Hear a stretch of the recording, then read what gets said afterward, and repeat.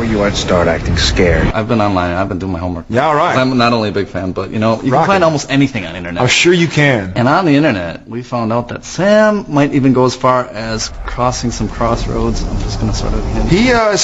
Sam knows that what Dean did to bring him back, and so I think Sam's going to try the same thing that Dean tried. You know, he's never been to the crossroads before. He's never summoned that demon, and his brother's done it twice. So I think Sam is saying, you know what? Doesn't seem like Dean wants to live, so I'm going to make this decision myself and go try and figure it out. I think Sam's willing to try all options. I think that's one thing we're figuring out about Sam this year. I think anybody would. I think anybody would, yeah. And maybe Sam in the first couple seasons might have been like, well, this is risky, or save that for later, but I think Sam is ready to get the job done as soon as possible. All right. Sarah from Chicago wants to know. Hi, Sarah from Chicago. The biggest badass demon that you've ever, which is your favorite? The biggest badass demon.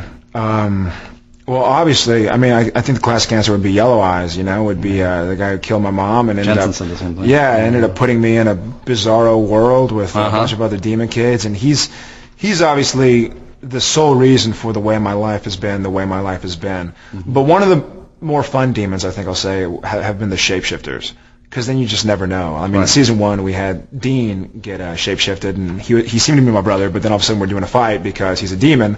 And then season 2, obviously we had the bank heist, and you know you're looking at somebody and you just don't know because they morph into that person exactly. So I think that's something that I'm interested in. Is kind of a cool, scary power. On the Jared favorite sort of line. On the Jared favorites. What about stunts?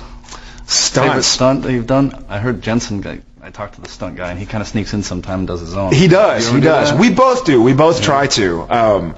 And a lot of times they just they say, "Listen, we know you're big and tough, but you're not big enough or tough enough." So I let my stunt. Plus, we need you to look good and be able to. Yeah, we need you to not show up in a cast with a black eye and a broken nose, and so we try and do whatever we can, and we'll try and do some of the car stuff and all the fight scenes, and if nothing else, we try and do it as well. Like our stunt characters will have a go, but then we want to try it also and dive into the mats. Because you get to fly through the air and stuff like that. Yeah, you do that every day at work. I don't get to do that. Jensen did a cool thing the last episode of last season where he got to be on a fly cord and fly into one of the gravestones, and I actually just got to do it the other day. I got to put on a little fly cord and I get shooed away by a demon, and so I'm running at him, and I've got my little harness, and you feel weird because the harness is going up your legs and up your butt, and you're running around, and you can't breathe deep because it's so tight on you that you're kind of taking short breaths, and I'm running, and all of a sudden this crane that's 40 feet up in the air just yanks me up, and so I'm flying. All of a sudden I'm yanked up, and you look down on the ground, and there are 4 foot by 8 foot pads lined up, and you're going, I hope I hit those things, and sure enough. And the camera's following you up too, right? So well, the camera follows us up for a little bit and then lets us go because they obviously can't see the crane